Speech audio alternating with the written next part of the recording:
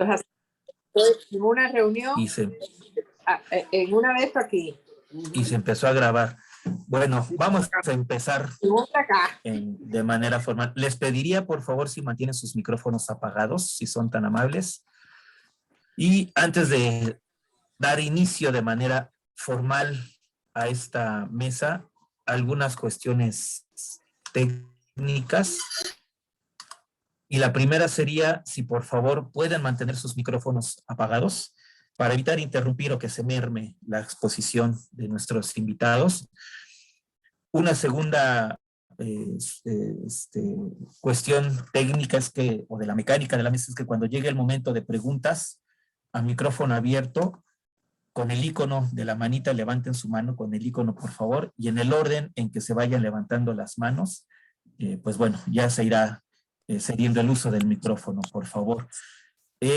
Pueden, por supuesto, ir redactando sus comentarios o preguntas en el chat, pero aprovechando que tenemos de viva voz a nuestros ponentes, yo los invitaría a que se animen y plantearan sus preguntas y sus comentarios a micrófono abierto.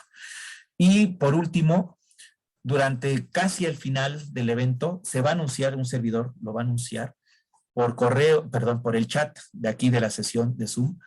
Voy a compartir un enlace para que ustedes llenen un formulario y a través del llenado de ese formulario en Google Forms acrediten su asistencia a la mesa y en consecuencia les llegue su constancia por estar en este momento aquí con nosotros, ¿no?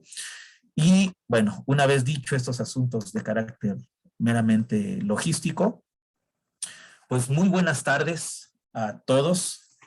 Bienvenidos a nuestra 52ª mesa redonda en línea que organiza el Consejo de Transformación Educativa. Este esfuerzo colectivo se ha mantenido desde mayo del 2020 más o menos, ¿no? Logrando cada viernes, semanalmente, organizar mesas donde diversos especialistas han discutido fenómenos y temas relevantes en el ámbito de la educación escolar y no escolar, ¿no? La mesa de hoy se titula Filosofía de la Educación en México, Usos y Teorizaciones. Para reflexionar sobre ello, tenemos el privilegio de contar con la participación de dos académicos de alta estirpe intelectual, yo así sin temor a equivocarme lo sostengo, ambos investigadores y profesores reconocidos, y no solo en nuestro país, sino en diversas partes del planeta, y pues bueno, van a estar, cada uno preparó un tema en particular, que tiene relación con la temática general de nuestra mesa, que repito es Filosofía de la Educación en México, Usos y Teorizaciones. A manera de introducción, comparto estas iniciales reflexiones. Durante mis años de universitario, recuerdo haber leído en algún texto que Platón habría dicho hace tiempo: la vida que no es orientada por la filosofía no tiene sentido vivirla. Después me encontré con las tesis sobre Feuerbach, donde Marx escribe en su última tesis lo siguiente: los filósofos no han hecho más que interpretar de diversos modos el mundo, pero de lo que se trata es de transformarlo. Desde entonces, una pregunta me ha asaltado de manera constante. A veces cuando intento dormir, a veces a mitad de una clase o simplemente a cualquier hora del día. ¿Para qué sirve la filosofía? ¿Cómo hacer uso de la filosofía? ¿Para orientar mi vida, como lo afirmó Platón, o para transformar el mundo, como lo propuso Marx? ¿O será que la filosofía solo sirve para caminar, ¿no? De la misma forma en que lo hace la utopía, recordando aquella frase tan famosa que se le atribuye a Galeano. Y pues bueno, sabemos que se le atribuye, aunque realmente no es el autor de esta frase, pero eso ya es otra historia, pues, ¿no? Durante mi formación universitaria como pedagogo, viví la enseñanza de una disciplina que en varios momentos desdeñaba el pensar para promover el hacer. Escuché a profesores soslayar a la reflexión filosófica por considerarla poco práctica, abrumadora, volátil y sin punto de referencia. Hoy, en el capitalismo cognitivo, al que Jorge La Rosa lo define como el contexto donde el aprendizaje está al servicio de la economía, se evita descaradamente la filosofía de la educación en la formación de pedagogos, profesores y educadores. Esto lo digo con conocimiento de causa. Durante más de 10 años he vivido de cerca como docente el pavor que llega a ocasionar en profesores, estudiantes y autoridades la formación filosófica, ¿no?, de quienes se preparan como profesionales de la educación, usando esta definición de categorización, pues, de Ángel Díaz Barriga, ¿no? Este sesgo en la formación profesional de educadores, pedagogos y profesores, creo, debe reflexionarse de manera seria y responsable. Esta es la justificación de la mesa de hoy. He leído y escuchado a los profesores que hoy compartirán sus ideas, y les puedo decir que las palabras que han escrito y pronunciado en otros espacios y en otros momentos me tocaron el corazón y me sacudieron así hasta el tuétano. Yo esperaba con muchas ansias esta sesión, esta mesa, y sé que al concluir tendré más preguntas que respuestas, mas también creo en lo que Hugo Semmelmann afirmó en más de una ocasión. El pensamiento, al igual que comer, es una necesidad de primer orden, porque el que no piensa, el que no se forma para pensar, se muere. Y como pues yo aún no deseo morir, supongo que varios de ustedes también aún no desean morir, pues los invito a ponernos cómodos y disfrutar de unas disertaciones que seguro estoy, nos llevarán por vericuetos de pensamiento más que fascinantes. Con esto, pues daríamos introducción a la mesa, y como ya es una costumbre en las sesiones organizadas por el Consejo de Transformación Educativa, invito a que las 62 personas que estamos en este momento conectadas en Zoom, abramos 4 o 5 segundos nuestros micrófonos, por favor, y recibamos con un fuerte, caluroso y gran aplauso a nuestros dos invitados, si son tan amables. Abramos y recibamos con un fuerte y gran aplauso al doctor Martín López Calva, por Pablo Flores del Rosario, por estar con nosotros. Muchas gracias. La primera ponencia sería del doctor Juan Martín López Calva.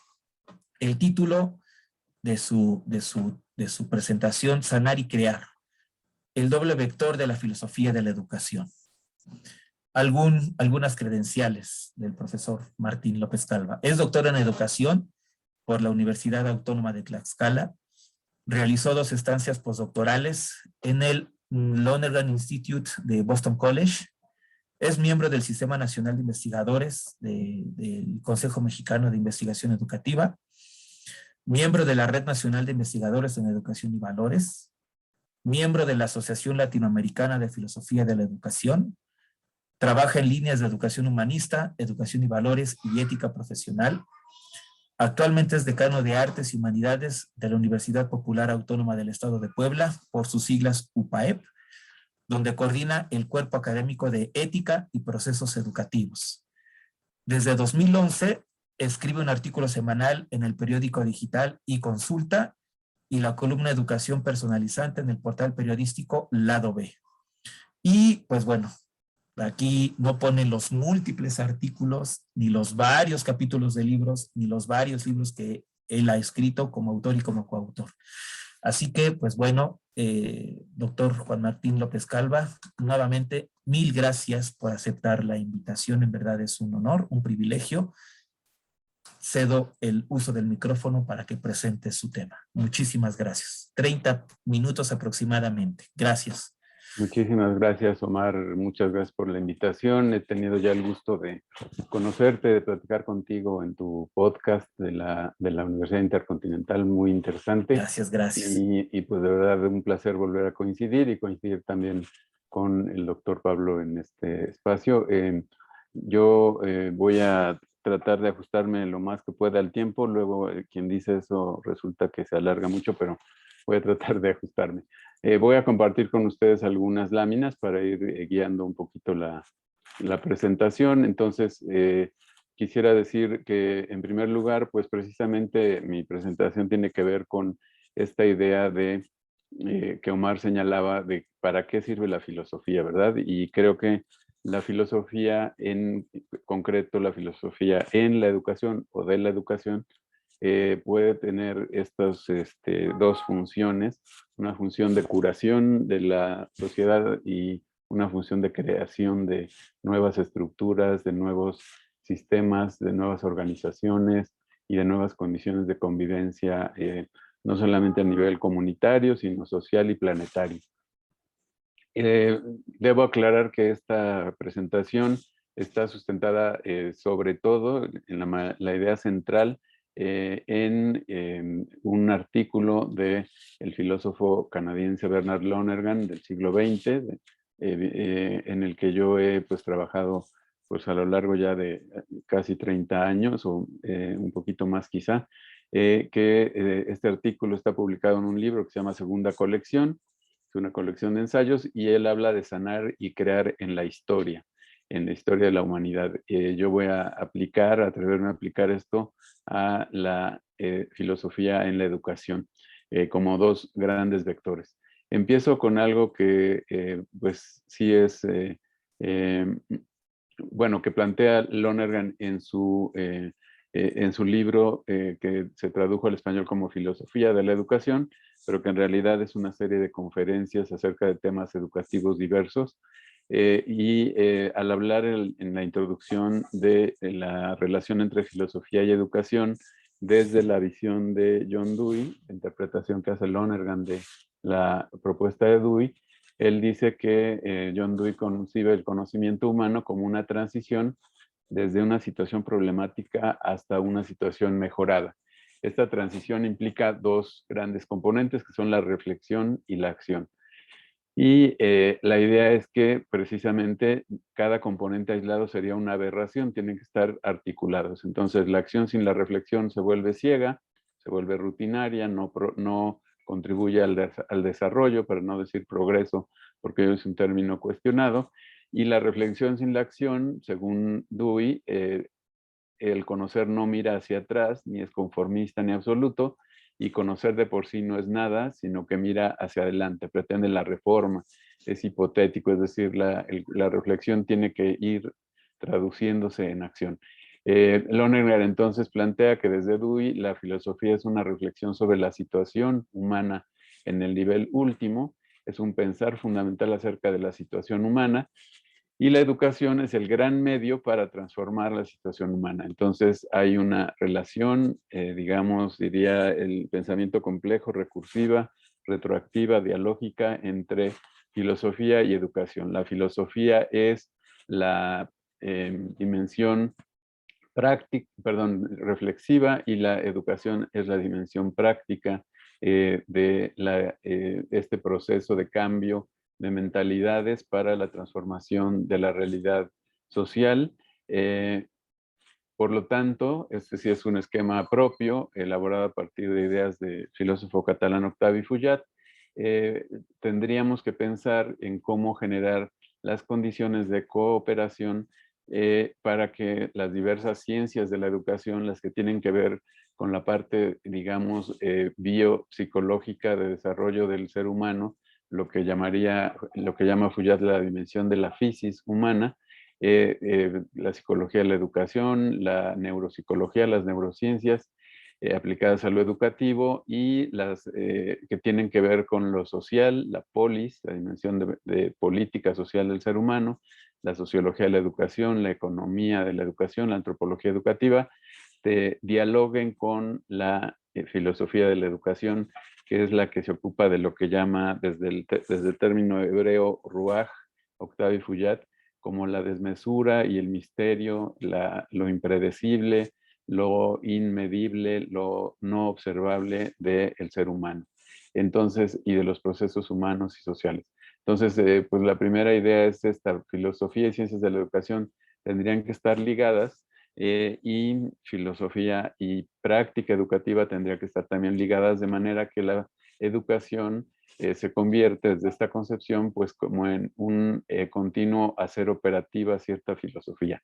De esta manera, creo yo en un libro que tengo publicado en Editorial Guernica, en 3 tomos, que se llama Educación Humanista, planteo que hay como un bucle de 4 dimensiones que me parecen fundamentales en todo proceso educativo, que es lo antropológico, lo ético, lo social, lo epistemológico. Obviamente hay otras dimensiones, lo estético, etcétera, pero yo me centro en estas 4 en este libro, y hay tres grandes como dimensiones o niveles en la educación, en la dimensión práctica, que son precisamente las prácticas educativas concretas, lo que hace cada profesor dentro de su aula con su grupo, lo que hace cada directivo en una institución, etcétera, con el segundo nivel de la organización y las estructuras, el sistema educativo como tal, sus instituciones, su legislación, sus presupuestos, sus políticas, etcétera, y finalmente con la cultura de lo educativo, es decir, qué es lo que cada sociedad y cada periodo histórico van considerando como que es una buena educación, una buena escuela o universidad, un buen profesor, ¿no? Esas nociones van cambiando. La cultura educativa tendría que ver con los significados y los valores que orientan las prácticas y la organización de las estructuras educativas. De manera que este esquema no es de Lonergan, sino es aportación personal. Me parece que puede servirnos como para analizar esta relación compleja entre la dimensión reflexiva, que se llama Dewey, la filosofía, y la educación, ya como una dimensión práctica, como un hacer operativa una filosofía. ¿Qué quiere decir esto? Que en las prácticas educativas que se dan en cada aula, en la forma en que está organizado el sistema educativo, en la forma en que entendemos la educación y la valoramos en una sociedad concreta, hay detrás siempre una visión de ser humano que genera y es generada por la misma educación. Por otro lado, una visión del conocimiento que genera y es generada por el sistema educativo, una perspectiva ética, ciertos valores que se privilegian sobre otros, cierta noción de lo que es una buena vida humana, que generan y son generadas por la educación en sus tres niveles, y una idea de sociedad que también genera y es generada por la educación. Con esto quiero decir que el esquema tradicional de pensar que la educación es solamente reproductora del sistema o solamente transformadora y liberadora, pues tendría que ser superado por esta idea de complejidad, de que la educación en alguna medida reproduce y en alguna medida regenera o cambia las condiciones, dependiendo de qué tan bien o qué tan mal organicemos las prácticas, las articulemos adecuadamente en un buen sistema institucional educativo, en políticas educativas y apoyos presupuestales a la educación que sean efectivos, y con una sana cultura educativa que realmente valore lo que tendría que ser adecuado en una buena educación. Entonces, analizar en cada época, en cada cultura, en cada país, cuáles son las ideas de ser humano, de conocimiento, de valores y de sociedad que están detrás de las prácticas de los educadores, del sistema educativo como tal y de la cultura educativa que prevalece, me parece que es como la base de donde parto para este análisis. Bueno, Lonergan habla de que en la historia hay como dos grandes vectores que son fundamentalmente lo que la filosofía puede aportar en la práctica. Un gran vector ascendente, que le llama él, es el de la creación. El nuevo sistema que necesitamos para nuestra supervivencia colectiva no existe. Cuando nuestra supervivencia misma requiere un sistema que no existe, entonces es claro que hay que crear. Esto lo está diciendo Lonergan en 1957, y pues obviamente en el 2021 creo que estamos en una situación todavía más crítica, con toda esta cuestión del cambio climático, de calentamiento global, del daño a la naturaleza, de pues, las sociedades violentas, injustas, desiguales que tenemos, pues no tenemos un nuevo sistema que garantice, dice actualmente el mismo Edgar Morin, no existe un sistema mundo que esté pudiendo lidiar con los desafíos de esta época para que podamos, ya no digamos vivir humanamente, sino sobrevivir como especie. Entonces es claro que hay que crear. ¿Cómo se da el vector creativo? Bueno, el vector creativo tiene que ver con, primero, darse cuenta de la catástrofe o la serie de catástrofes que tenemos y ser conscientes de que se necesita ese proceso de creación. Pero después de eso hay que, dice Lonergan, escalar la cumbre del proceso de creación mismo, que tiene que ser un proceso que exige muchos actos de comprensión, no solamente aislados, sino convergentes, complementarios y autocorrectivos. Formas de comprender de cuestionar críticamente y verificar las realidades y de deliberar y valorar correctamente para tomar buenas decisiones que influyan en las políticas, en los programas y que vayan descubriendo las fallas en los resultados concretos que estamos obteniendo cuando educamos a nivel de un aula, de una institución o de un país o del mundo como tal. El proceso, dice Lonergan, no es misterioso.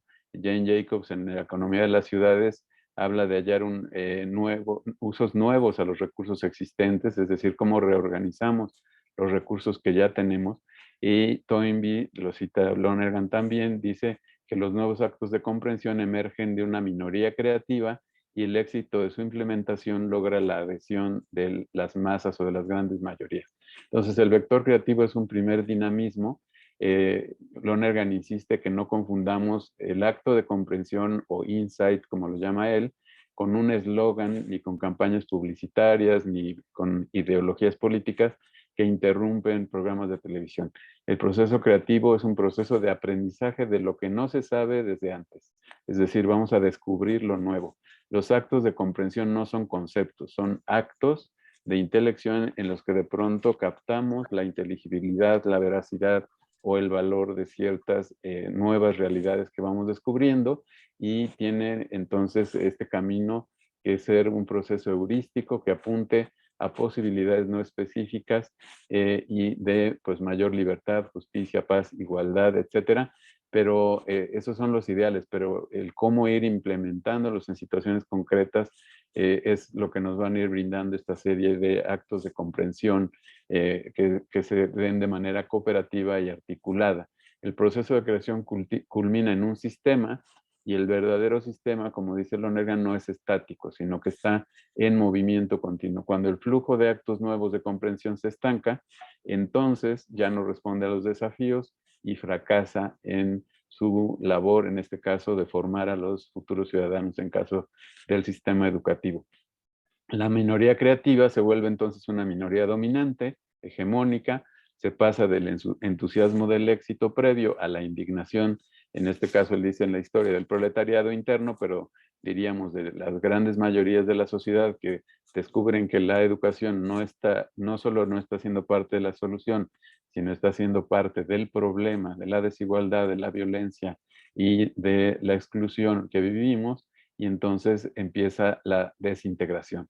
Entonces necesitamos entender el vector creativo, pues este vector ascendente desde las operaciones de obtener datos a través de nuestros sentidos de lo que está sucediendo en el sistema educativo, tratar de imaginar esos datos, ordenarlos, relacionarlos, entenderlos, conceptualizarlos, formularlos en ideas claras y después verificar, reflexionar, buscar llegar a juicios de hecho para contrastar a partir de la duda, la revisión y poder llegar a afirmar las cosas que verdaderamente son ciertas y las que son simplemente espejismos o cosas falsas que no son las verdaderas respuestas para poder crear un nuevo sistema educativo. Y finalmente el proceso de deliberación, evaluación, valoración, elección y decisión para poder llegar a crear ese nuevo sistema que no solo garantice la supervivencia, sino que pueda garantizar que formemos a los seres humanos del futuro, los ciudadanos del futuro de este planeta, en términos de que sean capaces de vivir para vivir, como dirían tanto Lonergan como Moran, vivir para vivir humanamente. Estas son las operaciones del vector creativo que exigen ciertas condiciones. Perdón, creo que ya se trabó aquí. Voy a ver si aquí se puede. Ok. Bueno, voy a brincar entonces aquí a la siguiente.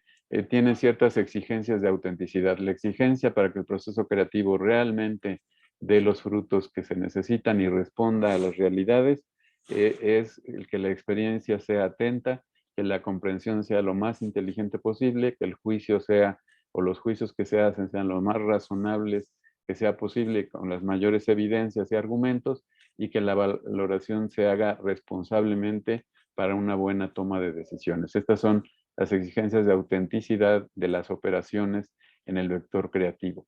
Pero existe también bueno, pensar el vector creativo en educación tiene que ver, perdón, ya me estoy poniendo un poco nervioso con el tiempo, pero creo que todavía voy bien.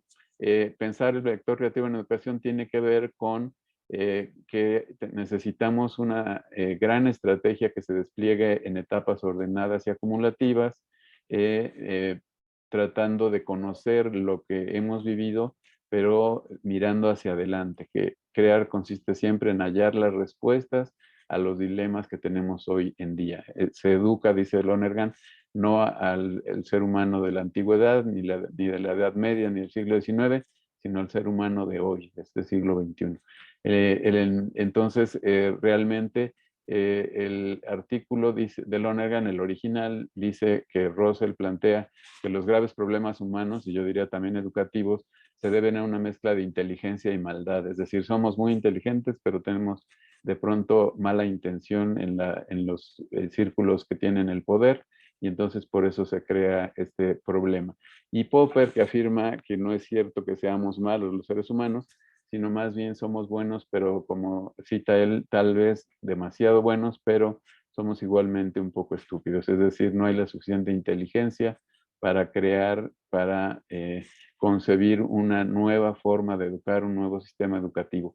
Ambas concepciones plantean desde estas visiones opuestas la necesidad de conciliar la moral o la ética con la inteligencia, con el conocimiento, para poder construir un proceso creativo que realmente pueda encontrar un nuevo sistema educativo que hoy no existe y garantizar nuestra supervivencia, y también en el caso de la educación, que este nuevo sistema garantice la formación de los seres humanos que van a ser los constructores del sistema mundo que haga probable esta supervivencia y, como decía yo, no solo la supervivencia, sino la aspiración humana más profunda de vivir para vivir.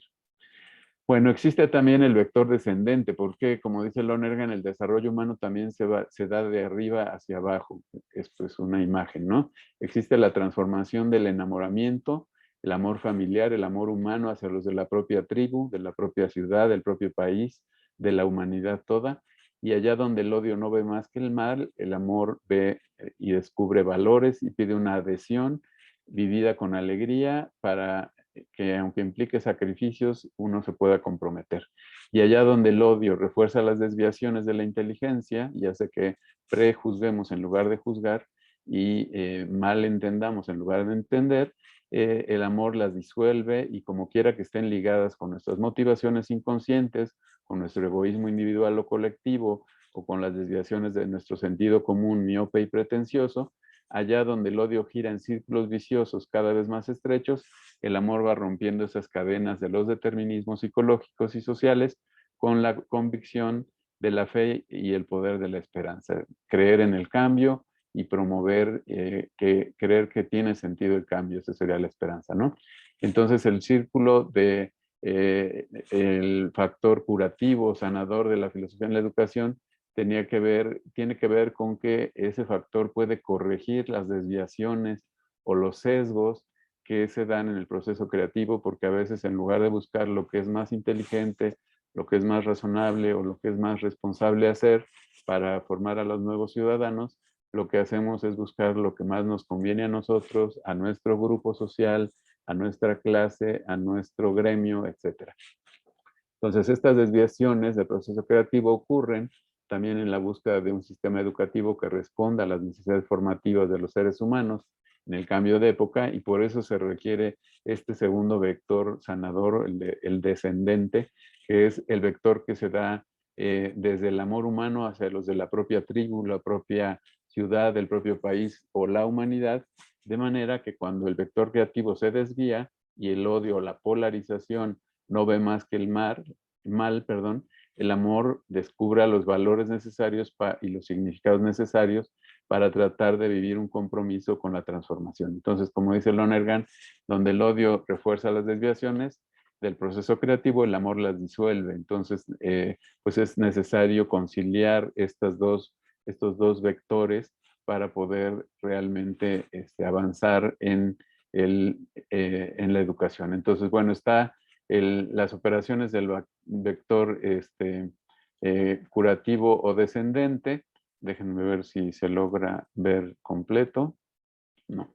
Bueno, lo voy a poner así aunque no sea en pantalla completa, simplemente para decir, el vector descendente va desde el proyectar y definir, a asumir una perspectiva, sacar conclusiones operativas a partir de ese amor a la humanidad o a las nuevas generaciones, para fundamentar, argumentar, establecer la importancia, la viabilidad, la razón de ser de los cambios, armar, convencer, probar, mover, después diseñar, planear, expresar, presentar y elaborar un discurso coherente que se lleve a la acción, ¿verdad? Para moverse y para caminar.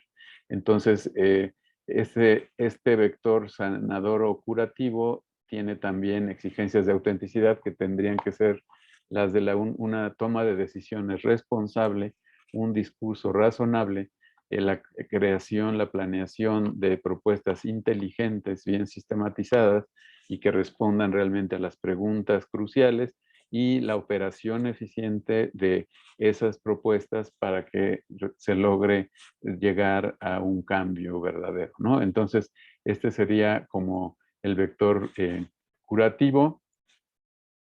En educación, pensar el vector curativo, pues tendría que ver precisamente con esto, cómo en algunos momentos ha habido creación en el sistema educativo, por ejemplo, en nuestro país, en el caso del sistema educativo mexicano, pero también de pronto ha habido desviaciones, ha habido intereses políticos, económicos, etcétera, que van desviando ese proceso creativo, y que van generando que las decisiones y las políticas se orienten más por criterios, pues, de conveniencia de ciertos grupos o de ciertos sectores, y no por la conveniencia de la formación de la niñez y de los adolescentes y los jóvenes que van a ser quienes lleven al mundo a su transformación en el futuro. Por eso se requiere el vector curativo, que produce el desarrollo humano de arriba hacia abajo, es decir, desde el amor genuino por la niñez y por el país, que descubra los valores que son necesarios para llegar a la generación de conocimiento pertinente, de formas de organización y de sistematización que enriquezcan la experiencia vital de los educandos y de los educadores, y que vayan sirviendo de motor para regenerar el proceso creativo, que yo considero que hoy está viciado y en proceso de decadencia en México y en muchos otros países. La curación, dice Lonergan, no debe confundirse con el dominio y la manipulación, y tiene además que conciliarse con la exigencia extrínseca de un proceso creativo que vaya al paso con ella. Porque así como el proceso creativo, si no está acompañado por el curativo, se distorsiona, también el proceso curativo, si no viene acompañado de ese vector creativo, no es más que una alma sin cuerpo, dice Lonergan, ¿no? Se queda en meras buenas intenciones.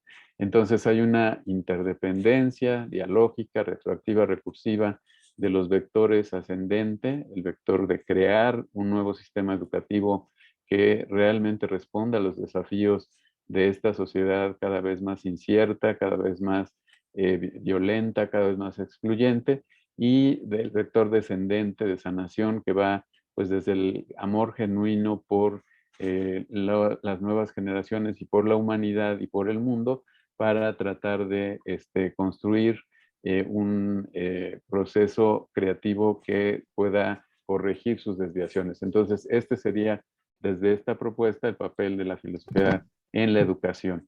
Entonces, viendo el esquema completo, tendríamos pues todas estas operaciones del vector creativo. Y luego, Dios, no nos tocó esa demanda. Perdón, alguien tiene su micrófono. Sí, ahorita silenciamos micrófonos, doctor, perdone. Gracias.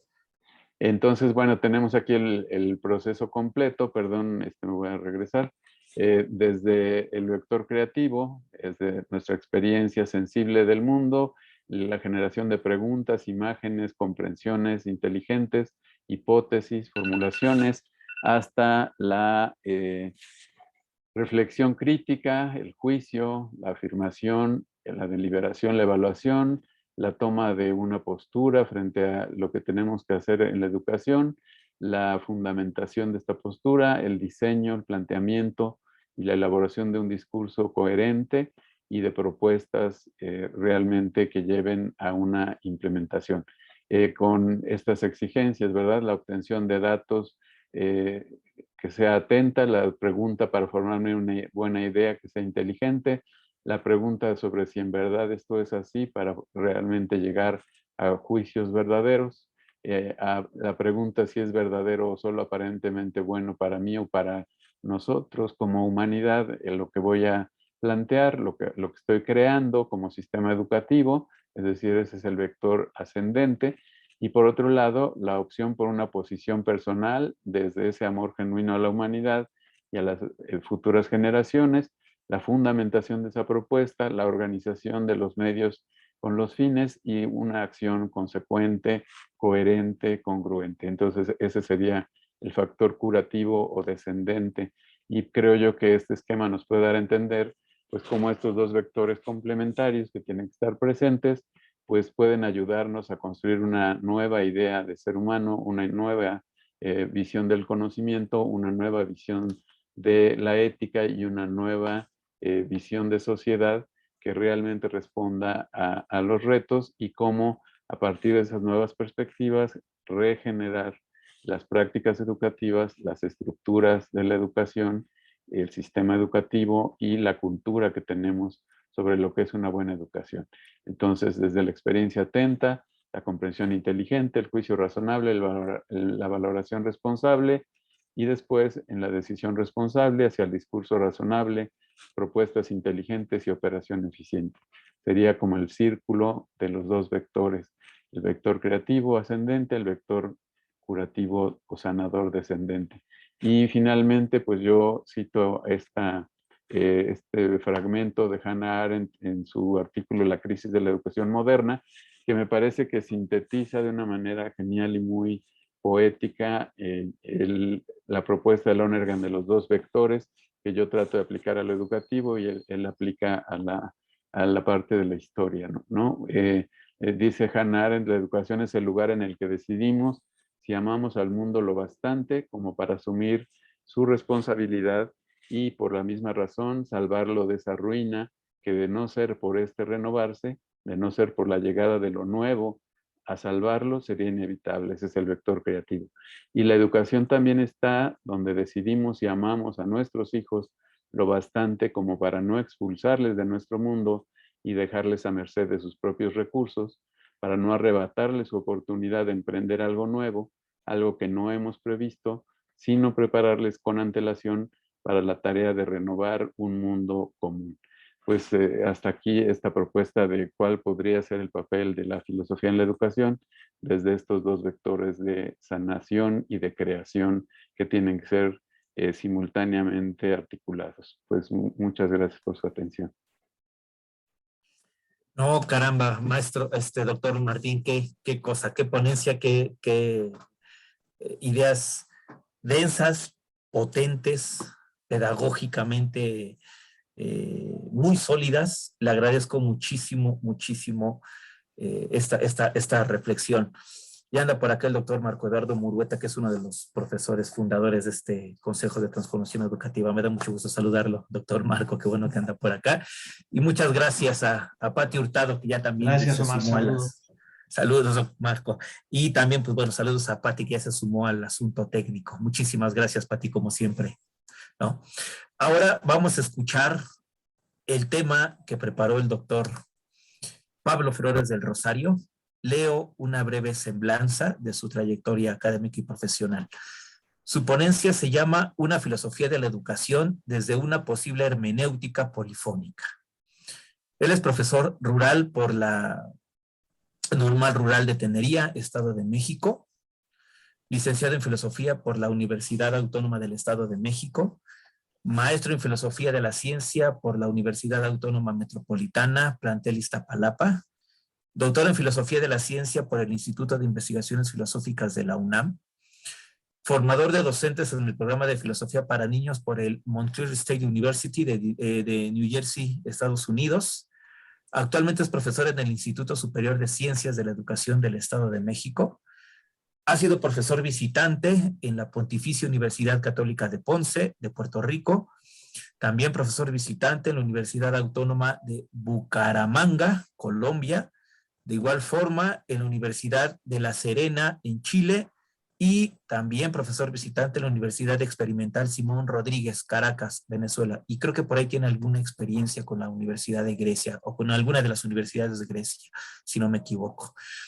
Es expresidente de la Federación Mexicana de Filosofía para Niños, conferencista en congresos nacionales e internacionales en filosofía y educación, y también ha publicado múltiples artículos sobre el tema de filosofía y educación, y también autor de libros y de libros. Así que, pues, sin más que agregar, doctor Pablo Flores del Rosario, agradezco una vez más el que haya aceptado la invitación a esta mesa en línea. Cedo el uso del micrófono. Muchas gracias. Adelante. Bueno, les agradezco mucho a esta organización que asume un reto, asume un compromiso que hace falta en este momento. De algún modo, lo que desarrolla el doctor Juan Martín López se articula con los momentos que vivimos, que son momentos de crisis, obviamente, y no estoy hablando solamente de la pandemia como el punto del iceberg de la crisis. Es una crisis más, ¿cómo decirlo? Es una crisis que tiene más amplitud. Y tiene que ver, desde luego, con esta formación del profesorado, tiene que ver con la educación. Mucho de la crisis de la educación que narra Hannah Arendt se puede ver todavía en los tiempos actuales. En fin, voy a desarrollar este punto de vista, esta perspectiva de una filosofía de la educación desde una posible hermenéutica polifónica, pero asumo para desarrollar este punto una consideración que en alguna medida viene de Hannah Arendt. Yo creo que la filosofía de la educación deberá tomar como objeto de estudio la posibilidad número uno, que es llevar a los niños, a los adolescentes y a los jóvenes a la cultura. Llevarlos a la cultura. Porque de ese modo se puede hacer florecer lo nuevo que viene en cada nacimiento, según lo expresa Hannah Arendt. La otra alternativa es llevar la cultura a los niños. Llevar la cultura a los niños. Llevar la cultura a los niños implica colonizar, conquistar el alma infantil. Y de algún modo llevar la cultura a los niños es como el gesto dominante, es como la tendencia dominante en los sistemas educativos contemporáneos. Me parece que ahí podría abundarse mucho, pero no es mi temática en este momento. La idea de llevar la cultura a los niños y no la idea de llevar a los niños, a los adolescentes y a los jóvenes a la cultura, la que es dominante. Bien. Primero, habría que pensar que la filosofía de la educación es una práctica social, ¿no? Es una práctica social por dos razones fundamentales. Primero, forma parte de la cultura, desde luego, y en segundo lugar, ahí se revela la ideología de quienes hacemos estas prácticas. Y no es sino una forma de revelar una ideología que corre todo el espacio histórico-social que estamos viviendo. Es como pensar que la filosofía de la educación contiene muchas de las problemáticas que se viven en el campo educativo y por ende en el campo social. Entonces, esto de que la filosofía de la educación sea una práctica social nos va a llevar a dos alternativas que me parece que tienen que ver con las dos consideraciones que hice al principio.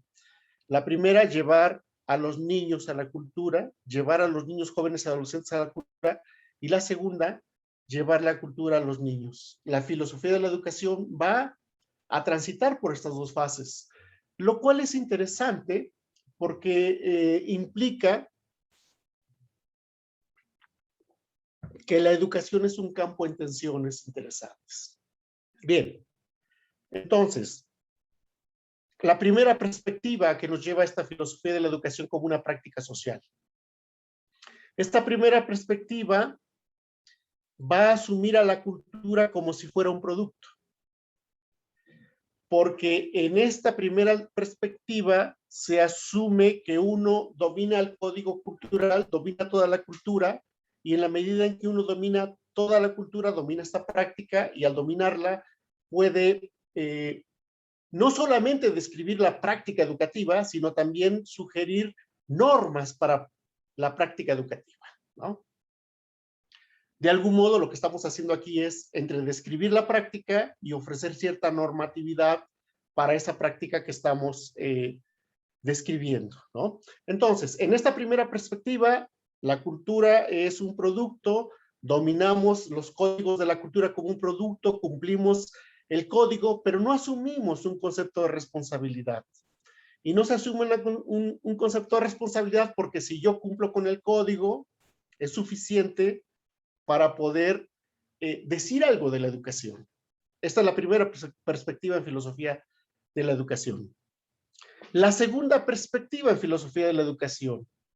En esta segunda perspectiva de la filosofía de la educación, se asume que la cultura es como un organismo vivo. La cultura es un organismo vivo. Y eso va a tener que ver con esta segunda consideración de llevar a los niños, adolescentes y jóvenes a la cultura. Bien. En la segunda perspectiva, entonces, y no nos desvinculamos de este concepto de cultura, se trata de jugar con una filosofía de la educación articulada desde el acto ético, que por lo mismo va a ser un acto responsable. En este caso, si bien es cierto que se debe incorporar lo paradigmático, o sea, hay que dominar el código cultural de todos modos, se debe hacer asumiendo la responsabilidad con lo que enunciamos nosotros como educación. De modo que somos responsables por el cumplimiento de las normas que hacen posible la construcción discursiva sobre lo educativo, pero también lo somos por lo que de nosotros se incorpora en esa serie de enunciados. Porque enunciar es enunciarnos y de eso somos responsables. Más aún porque en lo que enuncio yo soy con los otros, como dice Bakhtin, y entonces aquí una filosofía de la educación deberá ser una filosofía responsablemente dialógica que consiste en mantener el diálogo con los conceptos, es una idea de Armando Zambrano, colombiano, los procesos, los contextos, los sujetos y las instituciones que articulan el campo de la educación. Un diálogo permanente con todos los actores de la educación. Este diálogo no pertenece a una hermenéutica tópica porque no se trata de dialogar desde un lugar para encontrar puntos de equilibrio o de fusión de horizontes con otros lugares. Este diálogo pertenece a una hermenéutica polifónica porque se trata de escuchar múltiples voces hasta permitir una polifonía que enriquece la realidad educativa. Esta filosofía de la educación la podemos encontrar en Freire, en Littmann, entre otros. Aquí, en esta filosofía de la educación, el producto, lo que se produce, lo que resulta, el discurso, no es algo objetivo o subjetivo, sino dialógico. Está responsablemente abierto al diálogo. Asume que la educación es una entidad pública y desde ahí construye su práctica discursiva. Algo que Walter hace en Brasil y que Mésaros pone en la escena, la educación como una cuestión pública. La dimensión ética en este caso está determinada por asumir la responsabilidad por nuestros actos enunciativos. Enunciar es enunciarnos. Decir algo es decirnos en ese algo. Escribir es escribirnos. Construir un discurso es construirnos en ese discurso, lo que no deja al margen el hecho de ser yo con los otros, como viene insistiendo Bakhtin. En consecuencia, asumir esta segunda perspectiva en filosofía de la educación, obliga a pensar la relación entre cultura y vida. Es una idea de Bakhtin. No como una relación abstracta, tampoco desde una posición de expertos en filosofía de la educación, por ejemplo, que nos posicionaría en un lugar privilegiado para determinar el modo de relación al margen de la vida de los participantes, esto es, al margen de la vida de la cultura y de la vida de los sujetos. Al margen de la vida de la cultura significa que no somos responsables por los usos que podamos hacer de esa cultura. No se trata de vincular la cultura en abstracto y muerta, aunque puede suceder, a la vida de sujetos históricamente situados. Se trata de vincular la vida de la cultura, que es cultura viva, a la cultura de estos sujetos históricos. Esto se logra en una unidad responsable donde respondo con mi vida por lo que he vivido y comprendido de la cultura, dice Bakhtin. Porque la vida de la cultura no es un producto, no es una abstracción, no es algo que está en los anaqueles de la biblioteca o en los dispositivos en red ahora. La vida de la cultura es un campo lleno de contradicciones, avances, retrocesos, obscuridad, luz, claro, oscuro. Es un campo de fuerza, la vida de la cultura, o la cultura pensada como vida. Desde este lugar, desde esa perspectiva, la vida de la cultura se tiene que pensar la relación con la vida. Pero la vida no es una abstracción. La vida es algo concreto en sujetos muy concretos. Consecuencias, algunas consecuencias de esas dos perspectivas. Primero, consecuencias de asumir la cultura como producto, asumir la cultura como un producto, esto es, llevar la cultura a los niños, jóvenes y adolescentes, llevar la cultura a los niños, adolescentes y jóvenes. Si no logramos pensar esta imbricación de una vida en otra vida, la vida humana y la vida de la cultura, entonces al establecer la relación entre cultura y vida mediada por la educación, van a aparecer dispositivos de poder y una concepción de educación como violencia fértil. No voy a decir que este concepto de educación como violencia fértil sea malo. Solo voy a poner un puntito acá en esta concepción, pensando en la idea de llevar la cultura a los niños, adolescentes y jóvenes. De este modo, para el caso de la cultura, desplegamos clasificaciones, seriaciones y jerarquizaciones, lo que va a implicar regular la misma cultura. De ahí la construcción social de la teoría curricular y de los dispositivos didácticos para imponer la cultura. Mientras que para los sujetos de la educación desplegamos clasificaciones, jerarquizaciones y otra vez regulación, y aquí es donde tiene sentido la psicología del desarrollo, de la conducta, de las inteligencias múltiples, entre otras, que no van a ser sino mecanismos de poder y de regulación de la subjetividad que determinan lo que es posible aprender de una cultura, nunca lo que un ser singular necesita aprender. Nunca se piensa lo que un cuerpo puede ante su cultura, porque ya está el desarrollo curricular donde la cultura va a ser regulada y clasificada para poder ser llevada a los niños, ¿no? Con este conjunto de dispositivos de poder resulta natural inferir esa concepción de educación como violencia fértil. Se dice, pues es que tienen que aprender, hay que ser violentos con los niños para que aprendan. La misma articulación de los dispositivos de poder deja ver la necesidad de esta concepción. Bien, consecuencias. Ahora pasemos a la otra alternativa. Consecuencias de asumir la cultura como un organismo vivo que implica violencia sobre sí mismo, que implica lo que Foucault va a llamar subjetivación.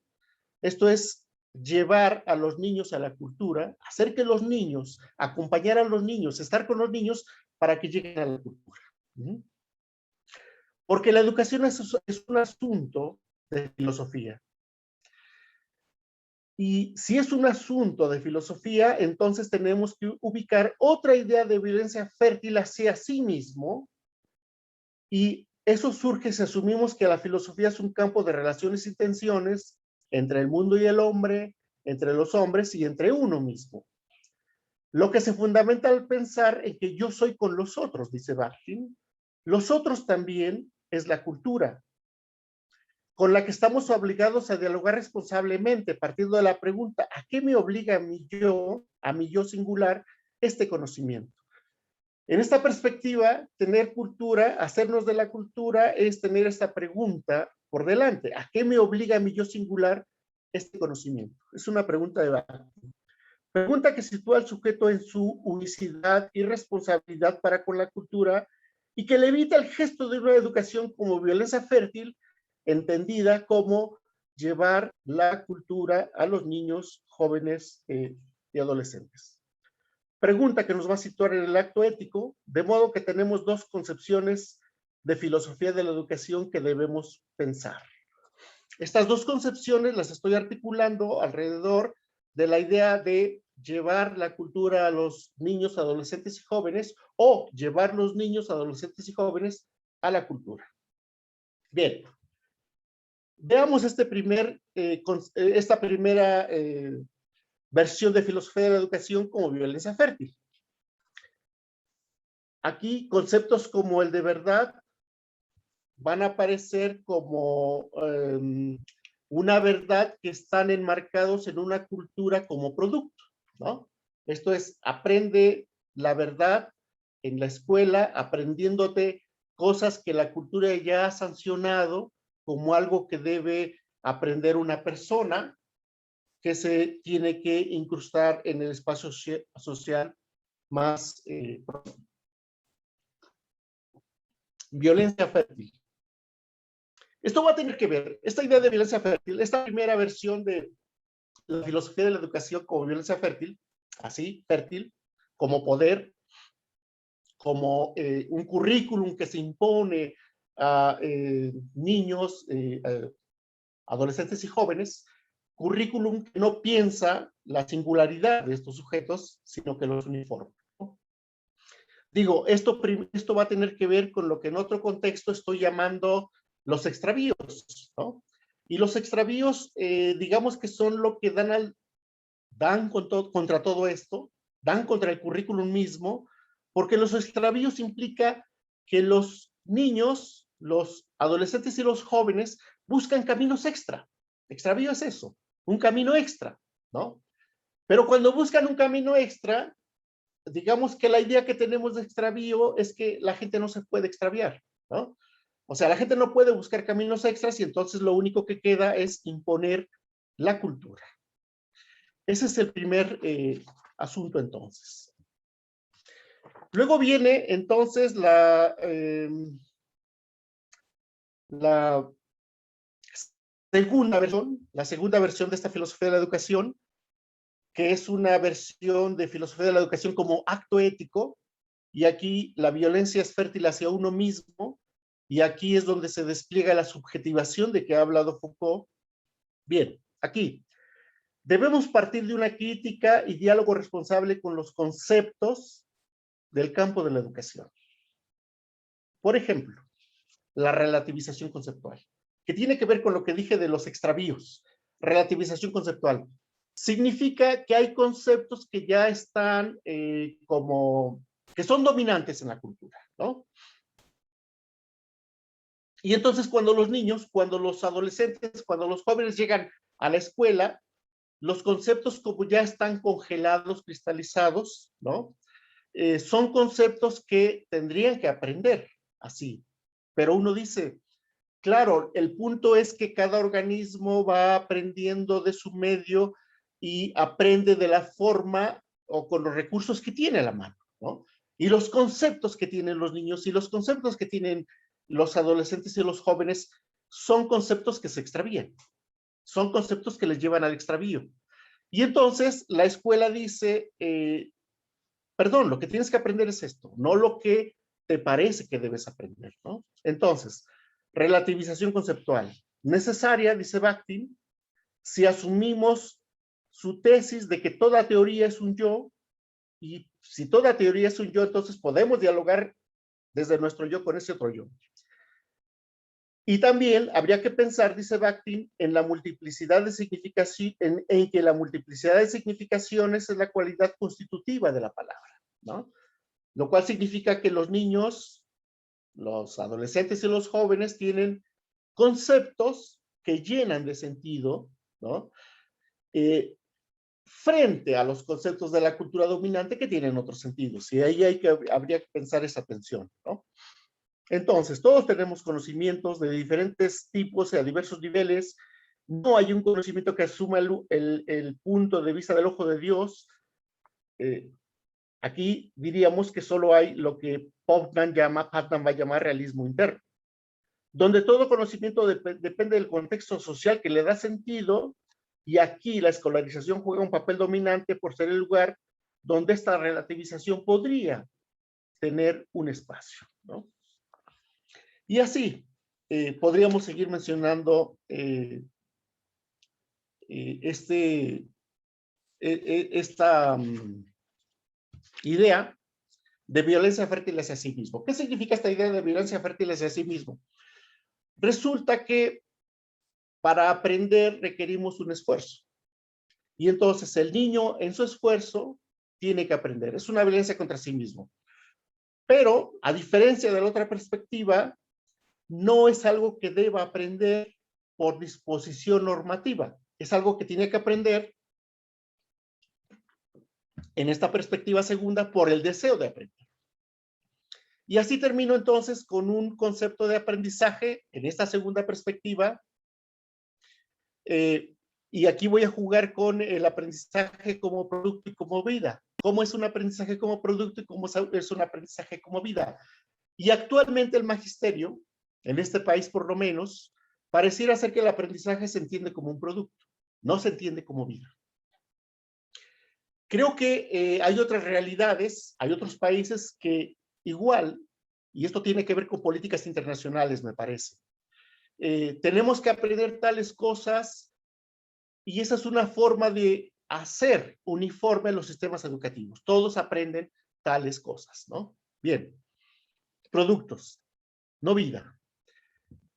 En términos de una filosofía de la educación como práctica discursiva socialmente determinada, habría que conceptualizar un concepto de aprendizaje que evite el gesto colonizador y dominante de la cultura hacia el sujeto.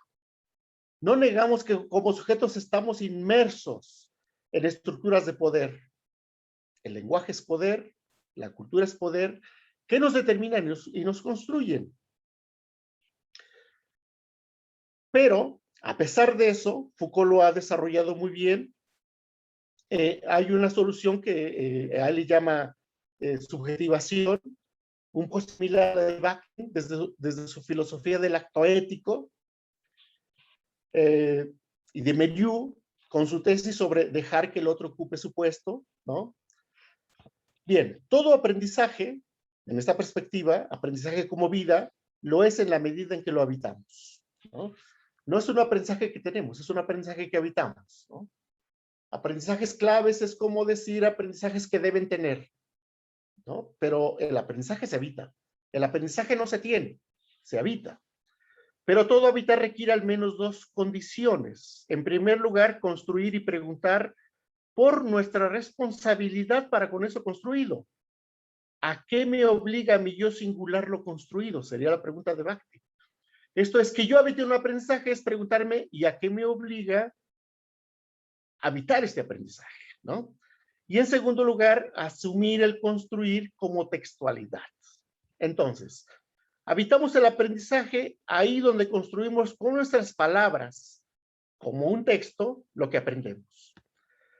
Ahí donde las palabras en su intimidad, bajo la exigencia de una acción responsable mía, en tanto yo actúo mediante toda mi vida, y cada acto y cada vivencia aislada es un momento de mi vida en cuanto a actuar ético, Bhakti. Entonces, toda mi vida es un acto ético, cuya realización exige que desde mi singularidad me haga responsable por lo que de la cultura tome para actuar. Esto es, asumo con mi vida aquello que aprendo de la cultura, en tanto es lo que evita hacer una coartada con mi ser, ¿no? Por eso mi singularidad me pide construir con palabras, desde la intimidad que les constituye, un texto que relata mi personal aprendizaje, porque el acto ético mismo no es pensable como teoría, como abstracción, como la aplicación de una norma universal a un caso particular. Por ello, solo puede ser captado como narración, y por efecto de esta narración puede pensarse la misma acción ética. Aprender como si el aprendizaje fuera vida y no un producto, es aprender toda una totalidad que puedo narrar. Y eso es aprendizaje, ¿no? Por eso, donde no hay un pensamiento participativo por dialógico, solo aparece lo dado, lo que debe aprenderse como cultura dominante, negando cualquier otra posibilidad, dice Bakhtin. Se trata solo de empatía, de creer que se toma en cuenta al otro, cuando lo que ocurre es la negación de la singularidad de su ser, y aquí no hay acontecimiento del acontecer, y aquí no hay tampoco texto, narración de lo que aprende. Solo uniformidad que borra cualquier diferencia. Decía, todos aprenden lo mismo. Porque evitamos aquello, perdón, por ello no podemos hablar de evitar el aprendizaje en esta perspectiva, porque evitamos aquello que nos permite reposar, y en el aprendizaje, lo que nos permite el reposo es lo que logramos construir colectivamente, porque nos detiene en el proceso de su construcción. Cuando hay diálogo, cuando el proceso de aprendizaje es colectivo, porque implica la participación de cada uno desde su singularidad, nos hacemos conscientes de que la heurística es construida colectivamente, implicando el acto ético en cada parte de ella, por cada uno de los participantes. Heurística, que es el despliegue de su potencial colectivo de razones, desplegada en una dimensión de cuidado por el otro, y cuyo resultado es la creación de un texto como textura, como tejido fino, que siempre es diferente, nunca es el mismo. ¿Quién aprende? ¿Cuándo se aprende? Cuando logra tejer un texto, perdón, cuando logra hacer un texto que no es sino un tejido, y en ese tejido se reconoce a sí mismo. Y por cierto, nunca va a ser el mismo tejido, siempre va a ser diferente. Entonces, recordemos la tesis de McLuhan, el medio es el mensaje. De ahí podemos inferir en términos de aprendizaje que lo que aprendemos no es el mensaje enviado, sino el medio que lo envía. En este caso, como el texto es el medio, terminamos para aprender una realidad organizada cual si fuera texto, textura, tejido. Desde luego, como en todo texto, se transita desde el desorden al orden y viceversa. Texto, boceto de texto, texto terminado. Este es un ejemplo de la idea de que evitamos el aprendizaje ahí donde construimos con nuestras palabras como un texto lo que aprendemos. Y construir un texto ya es una violencia hacia uno mismo, porque va a implicar movernos hacia algo que quizá en ese momento no sea nuestro deseo, pero va a aparecer como deseo en la medida en que entendamos que solo se aprende cuando se logra tener el contexto del objeto que estamos aprendiendo. Bueno, creo que estas son ideas que permiten entender, digamos, estas dos perspectivas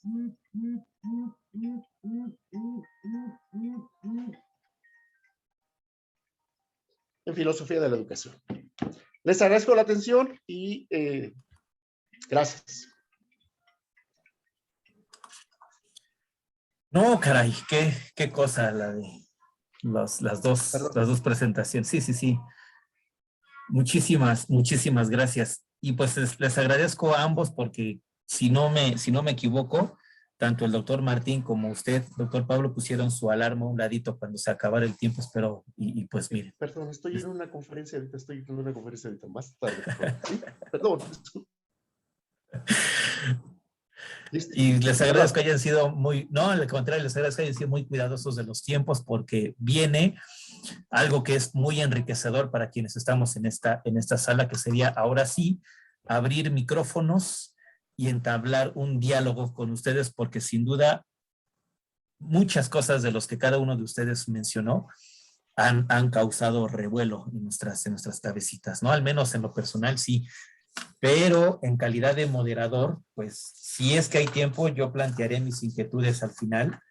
Me interesa muchísimo que ahora sean los asistentes que amablemente nos están siguiendo en este momento por Zoom, sean los que planteen sus inquietudes, pregunten, comenten, y aquí hay una manita levantada. Bueno, antes de pasar a la manita levantada, que ya está de Francisco Javier Novoa, voy a poner la vista de galería, ahí está. Hay algunos comentarios en el chat que me gustaría recuperarlos. Hay felicitaciones. Espérenme tantito. Por aquí había visto uno. Aquí está. Alguien alguien que en su mensaje por el chat de Zoom cita a Fortea. No sé cuál sea su nombre, trae algunas letras que no logro traducir, perdónenme. Si gustaría abrir su micrófono, si saben a quién me refiero, el chat dice así, diría Fortea, el mal no se elige por ser mal, etcétera, etcétera. Si alguien desea, bueno, el autor de este chat, si desea plantearlo, es un comentario pues de viva voz. Sí. Fui yo. Soy José Díaz. Son Adelante. caracteres griegos, ya los cambié, disculpen. No, al contrario, gracias.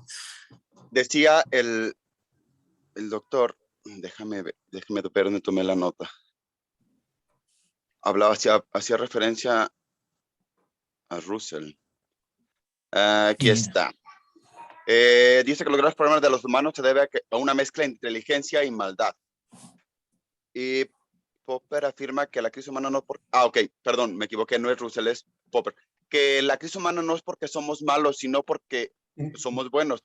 Portea es un teólogo especialista en demonología que me pareció contigo la segunda frase, porque él dice que cuando elegimos un acto malo, o el mal como elección, no lo elegimos porque realmente sepamos que es mal, o porque seamos malos en sí. Lo elegimos porque nos parece bien, nos parece como un bien adecuado. Era como para agregar a lo que estaba comentando el doctor en esa referencia, pues que el ser humano, pues no es que sea malo, no es que elija el mal, sino que tal vez es pues poco inteligente en algunas decisiones. Sí. Por ahí va el comentario como complemento, perdón. Claro que sí, pues muchas gracias. ¿Les parece al doctor Martín y al doctor Pablo que alguno, no sé, 2, 3 comentarios o preguntas y pasemos a sus respuestas y regresamos a una segunda ronda, tercera, las que Adelante, nos permite adelante. el tiempo, ¿les parece? Ahorita que me dieron la palabra. Adelante, José. Quisiera preguntarle al doctor, el primero, el doctor Martín, si no me equivoco. Sí, Martín López Calva. Martín, en lo que propone usted, en lo que decía, y al final sobre la reforma, imagínome yo que la reforma educativa, las reformas educativas no tienen que ser solo una y ya, o sea, sino que tienen que ser una reforma constante con cambios epistémicos, con cambios de paradigmas, con cambio de ideas. Hablaba sobre que la sociedad o la actualidad hay muchos cambios sin saberes, retos, etcétera, etcétera.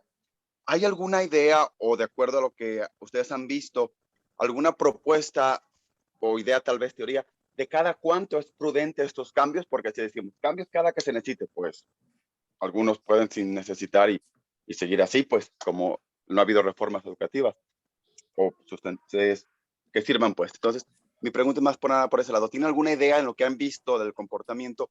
¿Cada cuánto sería prudente o necesario alguna reforma? Porque me imagino que no puede ser como una reforma y ya para siempre queda igual. Esa es mi pregunta. Espero que me he explicado. Sí, muchas gracias. Un segundo comentario y ahorita pasamos a las respuestas, ¿les parece? Roberto Hernández nos dice en el chat, la filosofía de la educación tiene como objetivo esclarecer los conocimientos educativos. Genera crecimiento en diversos aspectos del desarrollo personal, priorizando las teorías pedagógicas. Hay una pregunta en particular, que también aquí está en chat, de Nancy Rexius. No sé si Nancy le gustaría plantearla, micrófono abierto, de manera personal. Nancy Rexius, la pregunta que está aquí en el chat, ¿te gustaría comentarla? ¿Nos escuchas, Nancy Rexius? Hola, hola. Y buenas tardes. Hola. Muy buena tarde, Nancy. Creo que ya la aclaró con mayor detalle, sino que yo iba siguiendo la conversación y bueno, me surgió esto, que si tenía que ver con que nos especificara un poquito más sobre lo que significaba el habitar el aprendizaje, pero bueno, creo que quedó respondida. No sé si quiere aportar algo más, agradezco, pero si no, creo que en la medida que terminó el relato quedó clara. Le agradezco muchísimo, Nancy. Gracias y abrazos hasta su bella patria. Ahora está Francisco Javier Novoa. Levantó la manita al principio. Adelante, Francisco, por favor. Sí, gracias, maestro Mar. ¿Sí me escucho, profesores? Perfecto. Ok. Perfecto. Sí, es una pregunta para el doctor Juan Martín y otra para el doctor Pablo. ¿Las hago consecutivamente o me espero una a otra? No, si gustas consecutivamente, por favor. Ok, perfecto, doctor. Gracias. Entonces, para el doctor Juan Martín, la siguiente pregunta. En su, creo que cuarta diapositiva, usted mencionó un concepto que llamó mi atención, la educación multisustentada. ¿No? Entonces, me gustaría saber si podría profundizar un poco más en cuanto al sentido teórico práctico, porque creo que estaba inmersa en un círculo de 4 conceptos base, ¿no? Que de hecho creo que lo retomé aquí, que es antropología ética, social y epistemológico. Pero no sé si podría profundizar, profesor, doctor, más bien, en ese concepto y cómo, obviamente, este se vincula directamente con la filosofía de la educación. ¿Sí? Creo que sí lo mencionó, pero fue muy por la cuestión de la presentación rápido, ¿no? Entonces, si lo puede profundizar, se lo agradecería muchísimo. Y voy con el doctor Pablo, la segunda pregunta, que es, doctor Pablo, en el sentido de la filosofía que usted nos mencionaba, en el sentido, la filosofía como un acto ético que mencionó en su presentación, profesor, ¿cómo debemos actuar cuando a través de la reflexión filosófica, que obviamente vamos trabajando conforme a la experiencia docente, cómo debemos de actuar cuando a través de la reflexión filosófica observamos ciertos elementos de nuestra institución educativa que pretenden estandarizar el aprendizaje y no necesariamente, como usted dice, generar condiciones de un aprendizaje para la vida? No sé si fue claro, doctor Pablo, o lo hago más claro. Ahora sí que ustedes digan. También las Sí, preguntas. se entiende, se entiende. Ok, bueno, ahorita en las respuestas, pues espero, ¿no? Gracias, doctor Omar. Gracias. Hombre, al contrario, muchísimas gracias. Pues adelante, la primera pregunta era sobre el tiempo. ¿Cada cuándo se tiene que pensar en cambios? Iba dirigida a ambos. Y ya después fueron las preguntas, una para el doctor Martín y otra para el doctor Pablo. Adelante, quien desee tomar de ustedes dos la palabra. Me gustaría empezar con la primera, el comentario de elegimos el mal porque pensamos que es bien, ¿no? O sea, no lo elegimos porque seamos malos. Yo creo que es un muy buen comentario. Digamos, en general, desde la propuesta que yo hice, que está sustentada en este filósofo canadiense Bernard Lonergan, él habla de que obviamente la conciencia humana tiene como estos niveles que se van desdoblando, que están todos relacionados, ¿no? El nivel como de nuestra experiencia sensible, de la manera en que entendemos las cosas, cómo las cuestionamos críticamente o no, y luego cómo deliberamos o valoramos, ¿no? Para tomar una decisión que, por lo que consideramos que es bueno, ¿no? O que vale la pena para nosotros, para los demás, para la comunidad, ¿no? Para la humanidad. Pero él habla de que esa conciencia, obviamente, pues como somos humanos, tiene desviaciones, tiene sesgos, ¿no? Entonces, de pronto puede ser que sea cierta esta frase porque hay algún sesgo. Él habla de 4 tipos de sesgo, pero puede haber más, ¿no? Por ejemplo, un sesgo de carácter psicológico, ¿no? Entonces puede ser que yo por alguna experiencia vital que tenga, haya ciertas realidades que yo pienso que son buenas y que finalmente como mecanismo de defensa reacciono y elijo, aunque no son realmente buenas, ¿no? Entonces no es que esté yo eligiendo mal porque sepa yo que es mal, sino porque tengo algún bloqueo psicológico en ese sentido, ¿no? En ese tipo de experiencia. Puede haber, dice Lonergan, también la parte del egoísmo individual, ¿no? No elijo lo malo porque sepa que es malo, aunque a lo mejor ahí sí me doy cuenta un poco, sino porque estoy privilegiando lo que a mí me conviene, ¿no? Mis propios intereses. Y entonces no pienso en lo que realmente conviene a todos, sino en lo que es aparentemente bueno para mí, aunque a lo mejor incluso hasta la larga me afecta también. Otro sesgo es el de grupo, ¿no? Que puede ser el de clase social o el de en la cultura en la que vivo, ¿no? Entonces puede ser que cuide yo los intereses de mi grupo social y no elija lo que realmente conviene a todos, ¿no? Esa es otra. Y el sesgo general del que habla Lonergan, que es también a veces la humanidad en ciertas épocas, como que está ciega a determinadas realidades. Por decir algo, en esta época de globalización, que llaman neoliberalismo, etcétera, pues estamos muy centrados en lo económico, en la productividad, en todo esto, y en lo que valoramos lo que es práctico y es útil, ¿no? Y no valoramos lo que es más de largo plazo. En este caso, por ejemplo, las humanidades, la filosofía misma, pues de pronto se van sacando de los planes de estudio porque pensamos que hay que formar para ser competitivos, ¿no? Para, como reemplazos del mercado laboral.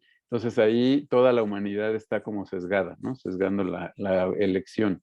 Entonces me parece que eso puede complementar un poco ese comentario de, pues elegimos a veces el mal porque pensamos que es bien, pero nuestra conciencia está sesgada por cualquier tipo de estas desviaciones. La otra era cada cuánto conviene hacer una reforma, creo que esa era para los dos, a lo mejor el doctor Pablo tiene una mejor respuesta. Yo diría que el criterio, o sea, me parece que lo dijo muy bien la persona que preguntó, que creo que era Francis, no me acuerdo quién era, pero bueno, José Díaz. Ok, lo dijo muy bien, y creo que yo lo menciono en algunas láminas con una cita de Lonergan que dice como que una reforma, se hace el vector creativo, ¿no? Creamos algo nuevo, una nueva respuesta, una reforma educativa, pero si la dejamos estática y decimos ya esta es la buena y definitiva, pues entonces se empieza a descomponer y como dice Morán, lo que no se regenera, degenera, ¿no? Y entonces empieza a degenerarse y ya no hay como respuesta a la realidad. Entonces me parece que, como bien decía la persona que comentó y que hizo la pregunta, pues es el vector creativo tiene que estar continuamente activando nuevas búsquedas, nuevos cambios, nuevas reformas, pero me parece que también tiene que haber cierta continuidad, ¿no? Porque en México, por ejemplo, yo creo que uno de los graves problemas es que cada 6 años se quiere reinventar la educación desde cero, ¿no? Como si todo lo que se hizo antes estuviera mal. Entonces creo que también tiene que haber cierto hilo conductor, como planes más de largo plazo. Y ahí yo creo que la realidad misma es la que nos orientaría cada cuánto hay que hacer una reforma. Yo creo que ahorita por la crisis ambiental, social, económica, etcétera, que vivimos, porque ya se mostró el fracaso del capitalismo, del socialismo, no encontramos un modelo alterno, porque hay grandes mayorías empobrecidas, porque hay grandes exclusiones, violencias, etcétera. Pues creo que justo por eso este momento que llaman cambio de época o crisis civilizatoria sí requiere de una reforma todavía más de fondo, ¿no? Como un cambio paradigmático que llama Morán. Y a lo mejor después de ese cambio paradigmático, si lo logramos hacer, pues ya tendríamos que reactivar un proceso del vector creativo continuo otra vez, pero ya no tan profundo, ¿no? Esa es como mi idea de respuesta, pues, a la pregunta. Y la última de lo multisustentado, pues yo, a lo mejor comparto nuevamente la lámina. Hablaba de multisustentado en el sentido que creo que detrás de toda propuesta educativa hay una idea de sociedad, ¿no? ¿Para qué tipo de sociedad educamos? Hay una idea de ser humano, ¿qué tipo de ser humano estamos queriendo formar? Como, por ejemplo, decía yo hace rato, y como responde un poco con lo que dice Marta Nussbaum respecto a la educación para la renta, ¿no? La idea de ser humano de hoy es homo economicus, diría Morán, es solamente formar para la productividad, formar para que crezca la economía, pero estamos excluyendo otras dimensiones humanas muy importantes. Entonces, este es un sustento de la educación actual. Otro es una visión de conocimiento. ¿Cuál es la visión de conocimiento actual? Pues también la de conocimiento útil, práctico, la de finanzas, la de tecnologías, etcétera, etcétera. ¿Cuál es la perspectiva ética de hoy? ¿No? Pues hoy estamos hablando mucho de esta parte más como relativista, como de que cada quien elija su propia perspectiva, pero al mismo tiempo también hay como valores empresariales, valores de competitividad, valores de productividad que están rigiendo la forma en que educamos. Y luego, por otro lado, hay una idea de sociedad, ¿no? La sociedad de, pues, entre más consumas, dice alguien, vivir para gastar un dinero que no tenemos con el fin de comprar cosas que no necesitamos para impresionar a gente que no conocemos. Entonces, finalmente puede ser que esa sea la idea de sociedad, la sociedad de tú acomódate siempre hacia arriba en términos de posesiones económicas, de poder, de prestigio, y eso está incidiendo en que la educación se oriente de determinada manera en lugar de tener otra idea de sociedad mucho más colaborativa, de bien común, de justicia, etcétera, ¿no? Entonces, a eso me refería yo con multisustentada. Yo creo que seguramente también hay una dimensión estética, ¿no? Hay una idea de belleza que está en el fondo de cómo estamos estructurando la educación, qué relevancia le damos, ¿no? La parte del cuerpo, etcétera, ¿no? Entonces, creo que esa sería mi respuesta a esa pregunta. Y déjenme ver si puedo dejar de compartir para... No, ya no me deja. Ahí está ya. Pues muchas gracias. Le cedo la palabra al doctor. Sí, gracias. Mire, rápido, José Díaz vuelve a escribir en el chat, dice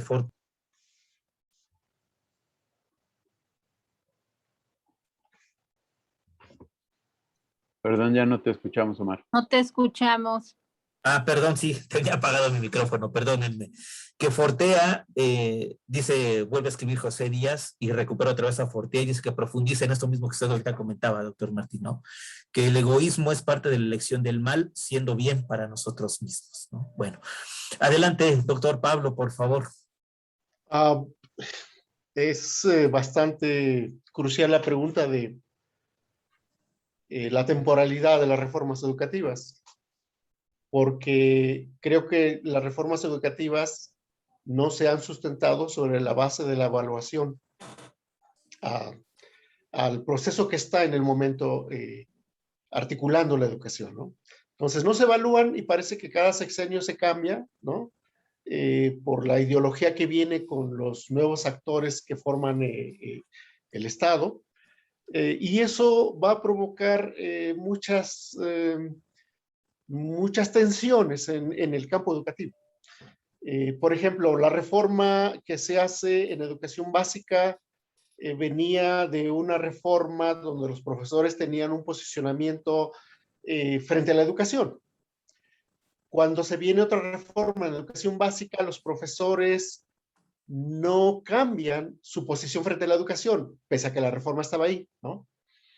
Creo que el momento crucial en esa reforma fue cuando se sometió al magisterio a una serie de evaluaciones, se llamaron punitivas, y el magisterio tuvo que cambiar la mirada, y el magisterio se vio obligado a mirar la educación de otro modo.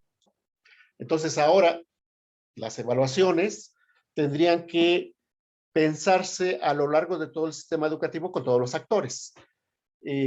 Profesores, estudiantes, sociedad, padres de familia, qué sé yo, ¿no? Administradores educativos, de modo que esta reforma pueda funcionar porque están implicados todos, ¿no? Esa es un poco la idea de una polifonía de las voces para que la reforma pueda funcionar. Entonces no es cuestión de tiempo, sino cuestión de cómo evaluamos todos un proceso educativo para reformarlo o continuar haciendo reformas menores, ¿no? La pregunta que se hace sobre, creo que evitar el aprendizaje, como lo comenta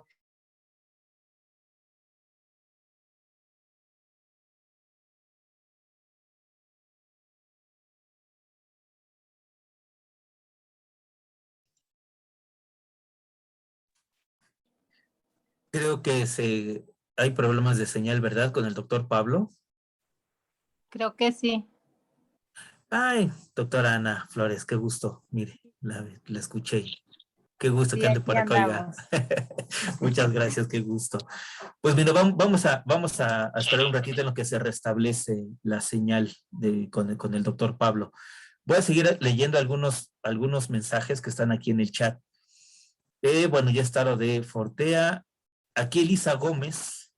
Caray, creo que ya se desconectó el doctor. Y qué pena, man. Ojalá. Y su conexión se restablezca, porque está bien bueno esto. Oiga, muchas felicitaciones tienen los dos ponentes. Elisa Gómez en el chat dice, está citando, esta cita yo la he visto en algún otro lado, no recuerdo con quién, pero la he leído en algún otro lado. Ustedes ayúdenme a descifrar. Dice la cita, gastas dinero que no tienes en cosas que ni siquiera necesitas para impresionar a gente que ni siquiera le importa. ¿En dónde lo he escuchado esto? En algún otro lado lo escuché. Felicitaciones. Está remitido en Facebook, Aquí está. en internet a Will Smith, o sea, el actor. Ya. Pues Pero Yo sabía supongo que que hay otro sí, más.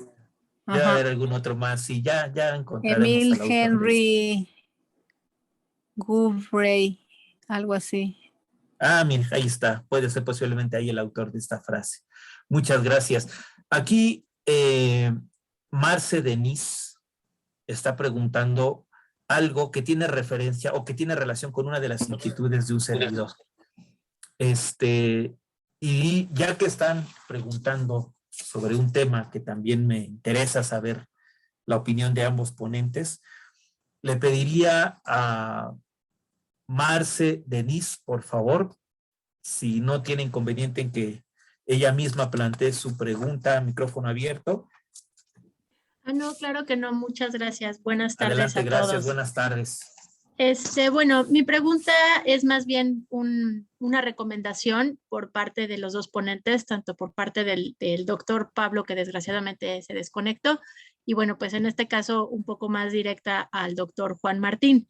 A mí me gustaría muchísimo saber cómo aplico estas dos propuestas filosóficas que me parecieron muy, muy acertadas, muy buenas, en las cuales yo también considero muchos puntos a favor.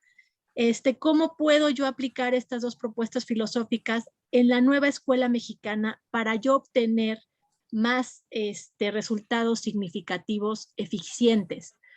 Yo doy la materia de comprensión lectora a nivel bachillerato y pues sí me encantaría muchísimo que me pudieran asesorar, ya que como en otras ponencias hemos visto, la comprensión lectora es una herramienta elemental y básica, no solamente para el desarrollo de la materia de español, sino también para todas las demás asignaturas y niveles educativos. Muchas gracias. Muchas gracias, Marce. Y mira, José Díaz tiene otra pregunta para el doctor Pablo, pero ¿qué te parece, José, si esperamos a que se restablezca la señal del doctor Pablo Flores? Y yo tenía una inquietud muy similar que tiene que ver con la nueva escuela mexicana, en función de lo que comentaba el doctor Pablo acerca de que el aprendizaje se habita.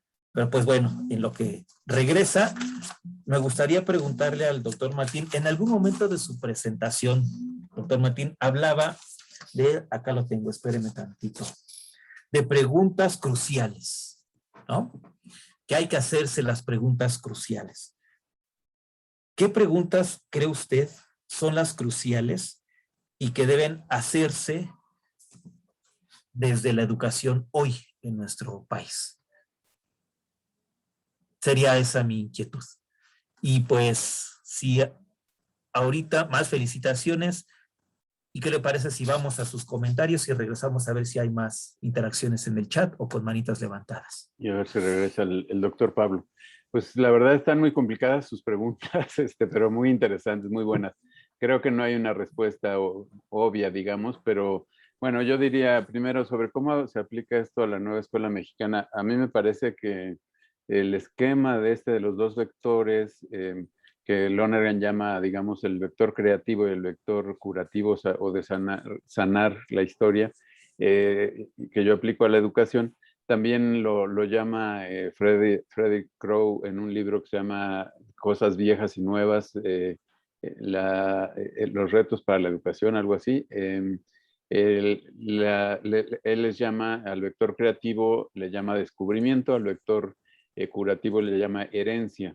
Entonces yo honestamente creo que esto de la nueva escuela mexicana pues es todavía bueno, en primer lugar, nueva escuela mexicana me parece que es un término que pues debería ubicarse dentro del México del siglo XXI, es decir, yo hablaba en algún artículo, le titulé una nueva escuela planetaria, ¿no? Porque yo creo que hoy ya no podemos hablar de nueva escuela mexicana en el sentido de encerrarnos solamente en la visión local o nacional, sino que tenemos que ver, sí, mexicana, pero dentro de un mundo que es ya interdependiente y en el que tenemos que desarrollar la identidad terrenal, la conciencia planetaria, dice Edgar Morin, ¿no? Pero bueno, me parece que el asunto es que la nueva escuela mexicana, digo, no sé mucho porque no soy experto en política educativa, pero por lo poco que he visto de documentos que existen de la Secretaría de Educación, etcétera, yo creo que es un concepto en construcción. Entonces, a mí me parece que la aplicación de esto del vector creativo y curativo sería muy viable. En primer lugar, creo que no solo individualmente, sino que, como dice Lonergan, los grupos son los que transforman la cultura, no los individuos.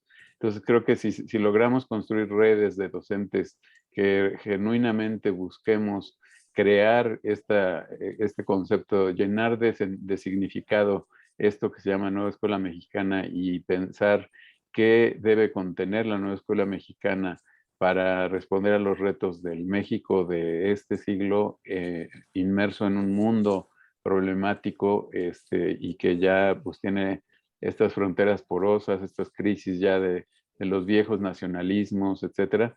¿Qué significa Nueva Escuela Mexicana? Ese sería el vector creativo, ¿no? Y cómo lo hago yo desde mi asignatura y mis compañeros, mis colegas con los que yo en red trabaje, cómo lo pensamos hacer desde las diferentes asignaturas.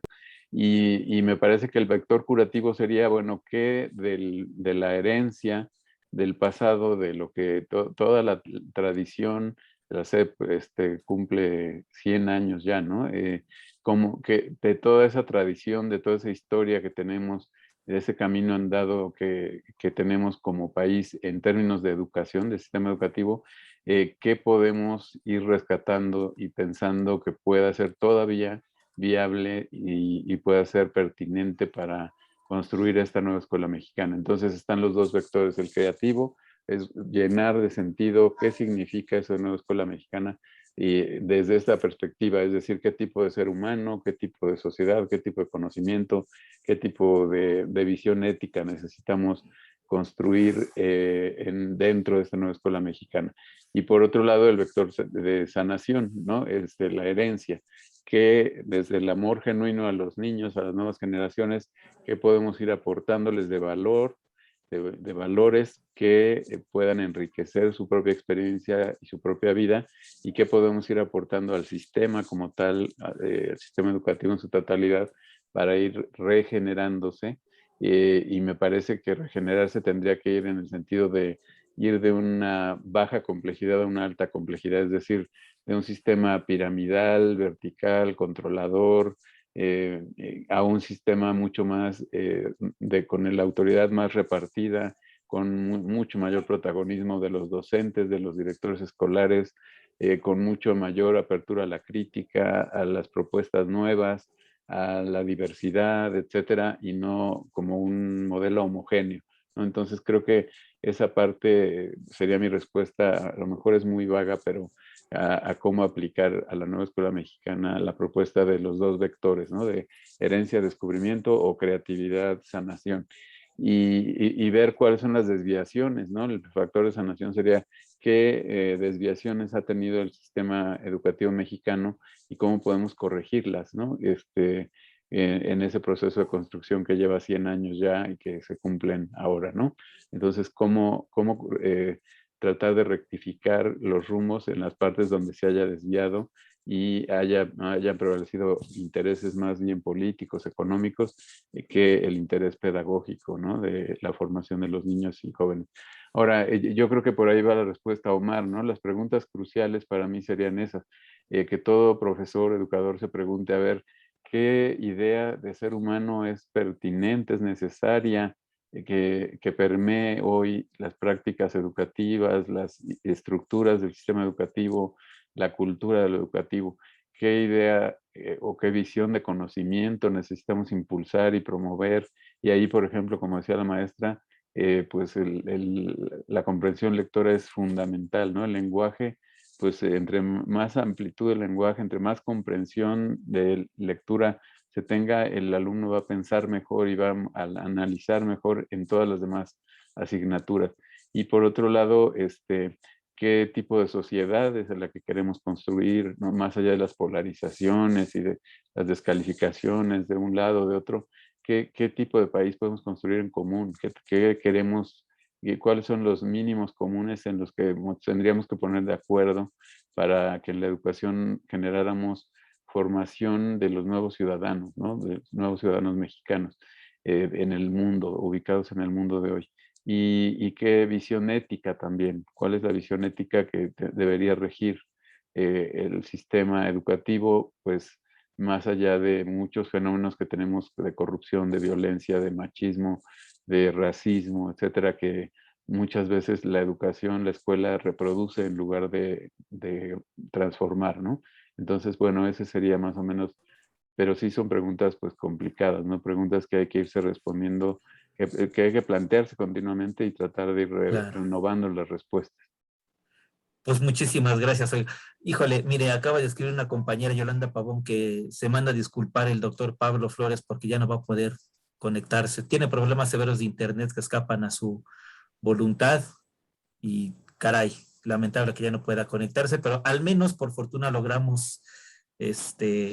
terminar su presentación y creo que nos quedamos con reflexiones sumamente valiosas por parte del doctor Pablo, que repito, pues Sí, por pues, causas de lástima. fuerzas, sí, ¿no? Por causas ajenas a su dominio, pues se quedó, salió pues antes de concluir el evento. Yolanda Pavón tenía la mano levantada hace ratito, me disculpo por la distracción, Yolanda, perdóneme. Si gusta abrir micrófono para compartir su inquietud, si es tan amable. Hola, sí, ya mandé de todas maneras la pregunta por escrito. Y bueno, Sí. hay una parte muy interesante en esta relación de filosofía y educación, en relación con el compromiso que tenemos como docentes en la formación ética, reconociendo que no se trata de reproducir cuestiones teóricas únicamente como una repetición, sino poner en el centro las acciones de los sujetos que tienen que ver realmente con esta formación. Y en ese sentido, entonces, ¿cuál es el papel de la filosofía en esta relación con la educación y su formación? Muchas gracias. Ahí está, gracias. Una manita levantada más, Berenice Hernández, por favor. Yo lo que quería preguntar era una pregunta similar a la de la compañera, que cómo juega el papel de la filosofía en la educación ahora en la actualidad. Ok. Ahí está. Y antes de responder, doctor Martín, unos anuncios muy rápidos. Voy a compartir aquí ya el enlace, lo estoy haciendo en este momento, para que vayan respondiendo el formulario y acrediten asistencia. En consecuencia, se les generen sus reconocimientos por estar aquí con nosotros hoy. Muchas gracias. Acabo de en este momento publicarlo. Ahí está el enlace para que vayan resolviendo el formulario de Google Forms, por favor. Otra cosa, estas mesas, y reafirmo lo que ya la doctora Ana Flores está escribiendo en el chat, escribió en el chat, estas mesas las tenemos cada viernes. Yo les decía que desde mayo del año pasado se empezó este ejercicio colectivo por parte del Consejo de Transformación Educativa, y miren, nos hemos mantenido. Hay veces que hay viernes en donde no logramos tener evento, pero prácticamente ha sido semana tras semana, tras semana, tras semana, todos los viernes a la 1 de la tarde es el horario habitual, ¿no? Dicho estos anuncios, perdóneme, doctor Martín, adelante, por favor, con las respuestas. Pues bueno, creo que las preguntas coincidían en esta parte del papel de la filosofía en la educación hoy, ¿no?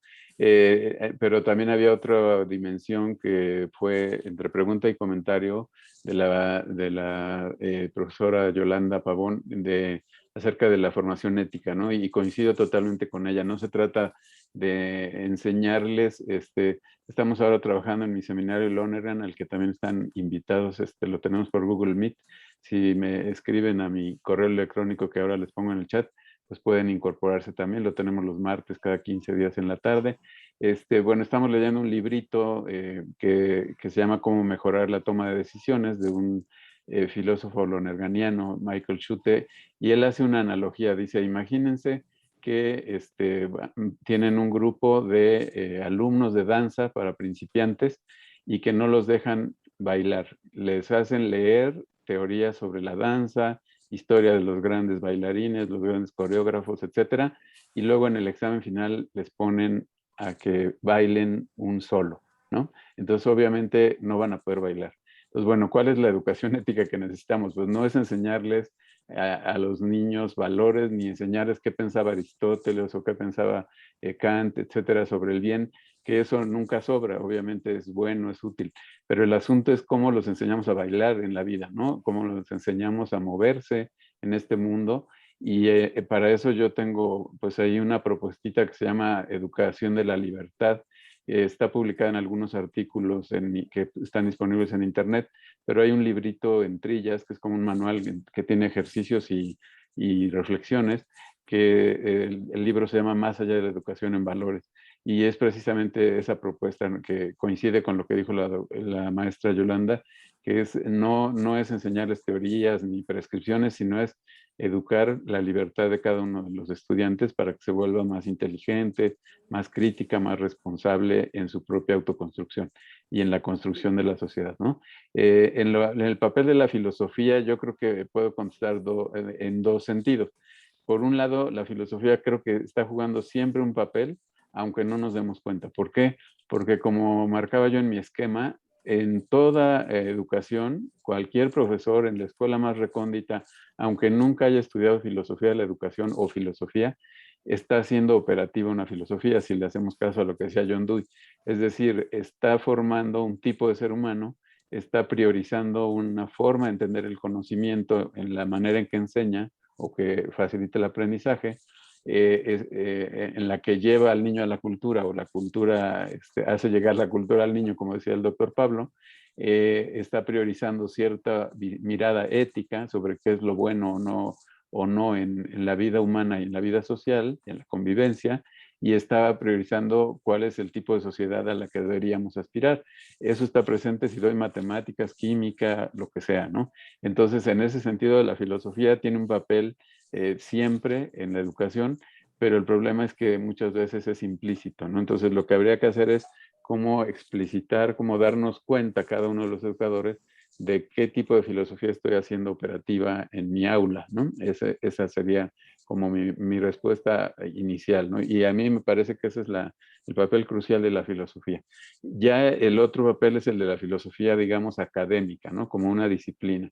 Y me parece que ahí sí, como decía al principio el maestro Omar, creo que la filosofía en su sentido académico, incluso como asignatura, pues realmente en estos tiempos en los que hay una educación que se va más en la línea de lo que llaman Nussbaum, educación para la renta, es decir, la productividad, el mercado, etcétera, pues la filosofía ha tenido ciertamente pues cada vez una menor valoración, y fijémonos nada más cuántas universidades conservan todavía programas de licenciatura en filosofía, cuántos estudiantes hay en esos programas, cuántas currículas tienen la materia de filosofía en bachillerato, Sí. por ejemplo, o de humanidades en general. Creo que eso ha ido disminuyendo, y como dice Edgar Morán, se ha sacrificado a las humanidades en lugar de magnificarlas, que es lo que deberíamos hacer para salir de esta crisis de humanidad que tenemos hoy.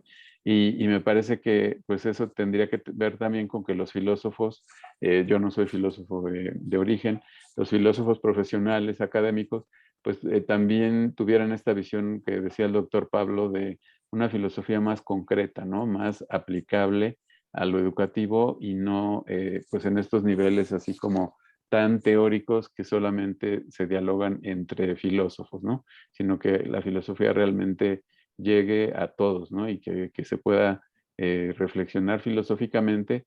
Y me gustó mucho la coincidencia de el doctor Pablo, sus estudios de filosofía para niños. Yo tuve la oportunidad también de formarme en ese proyecto que es muy, muy rico.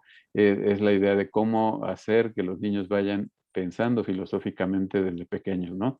Y durante todo el trayecto de su formación escolar. Entonces creo que esa parte sí está en este momento débil, ¿no? Yo diría que hay que fortalecerlo.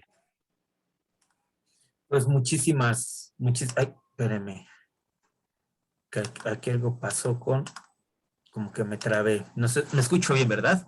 Sí. Ya estamos casi sobre la hora, muchas gracias. Sí, ya me acaba de escribir confirmando lo que ya nos había dicho Yolanda, que el doctor Pablo, pues bueno, ya le va a ser imposible por cuestiones técnicas. regresar a la mesa. Así que yo le diría a José Díaz, que tiene una pregunta para él, que yo se la comparto, porque yo tenía inquietud que le quería preguntar al profesor Pablo. Bueno, se la comparto ahí, pues por el chat del Facebook. Ana Flores, la doctora Ana Flores, hizo gala levantó la manita, ¿no? Ahorita, para que prenda su micrófono, hizo gala de sus habilidades digitales y ya nos tiene aquí autor y hasta un poco de la biografía de quien mencionó esta cita que posteaban en el chat. Doctora Ana, muchas gracias. Adelante. Yo quería hacer una sugerencia. El tema es sumamente interesante, sin embargo, cuando uno nada más pone en el título para invitar a la conferencia de Filosofía de la Educación, pues ahí cabe mucho, ¿no? Cabe Heidegger, quien ustedes gusten y manden. Y no quiere decir que Heidegger no sea importante ni que Kant, pero de repente como que yo siento que hay que ir como a la médula, a lo importante. Y estuvieron hablando de cosas muy importantes, de la importancia de Bakhtin, de la importancia del otro. ¿Por qué no poner eso en el título para hacer más suculenta la invitación? Eso es todo. Sí. Muchas gracias. No, en el cartel aparecieron los títulos de cada ponencia. Si no me equivoco, ¿verdad? En el cartel que se compartió aparecían los títulos precisos de cada una de las ponencias, tanto la del doctor Martín como la del doctor Pablo Flores. Sí, más bien el título de la mesa, pues sí, era muy general, y ya cada ponente ajustó sus presentaciones a la temática general de la mesa, y ya en el título de sus presentaciones se abordaron las particularidades, ¿no? Que cada profesor estaría compartiendo con nosotros. Pues si no hay más alguna otra pregunta, algún otro comentario, se llevan muchas felicitaciones. Creo que sí, es un tema bien interesante, valioso, necesario de reflexionar. Yo lo decía al principio de la introducción, recuperando a Jorge Larrosa, en un contexto en donde predomina el capitalismo cognitivo, estas propuestas permiten precisamente pensar de una manera distinta lo que sucede en la escuela, reflexionar de manera distinta hasta propios conceptos que en el día a día nosotros como educadores, como profesores utilizamos, ¿no? Aprendizaje, sujeto, hombre, ¿no? Y en ocasiones los hablamos, pareciera ser sin conciencia y sin reflexión profunda de lo que nosotros estamos diciendo. Y estas mesas, insisto, nos permiten precisamente reflexionar y dar claridad conceptual, epistémica, teórica, ¿no? Sobre aquellas palabritas y enunciaciones que se sueltan en la cotidianidad de las aulas y que pasan desapercibidas muchas de las veces, ¿no? Y que estas mesas permiten poner bajo la lupa. Yo ahora nada más comparto, si les pediré por favor apagar micrófonos, gracias, y nada más voy a compartir pantalla para anunciar la mesa. Aquí está, ya abrí la mesa.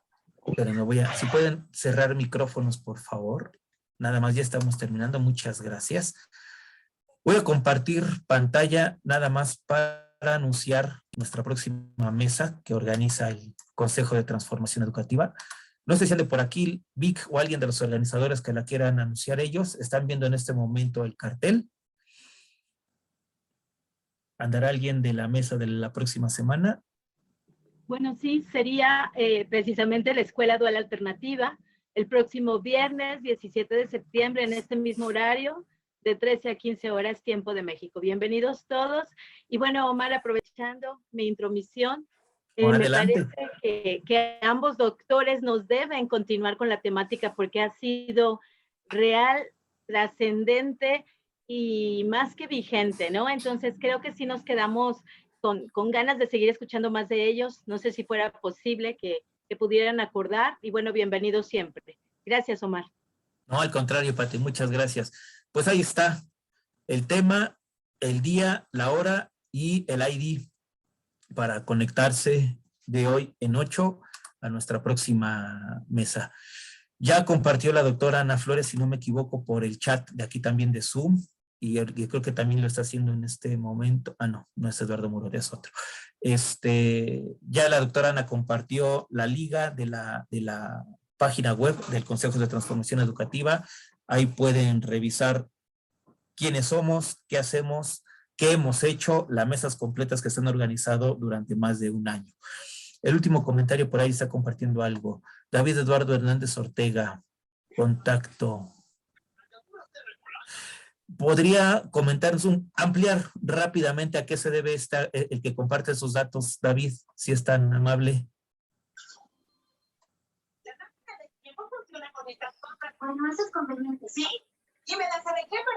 Buenas tardes. Ya hay otro micrófono habilitado, no sé de quién sea.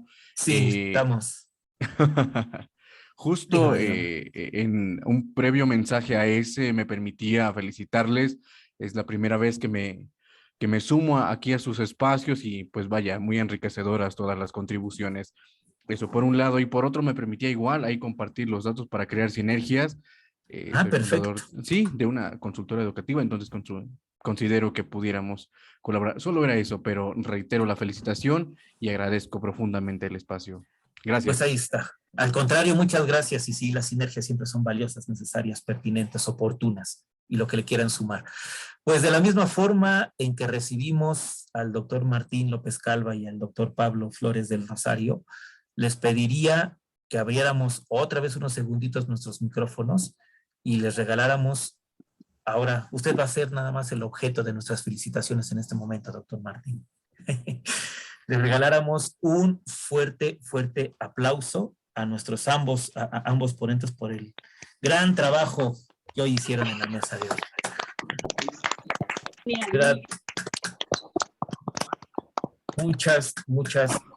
Muchas gracias. Pues a nombre del Consejo de Transformación Educativa les agradecemos mucho, tanto a ponentes como a asistentes, el que hayan estado con nosotros acompañándonos. Tiene razón Pati Hurtado, hay que agendar una segunda vuelta de esta gran temática, ¿no? Pues muy feliz tarde.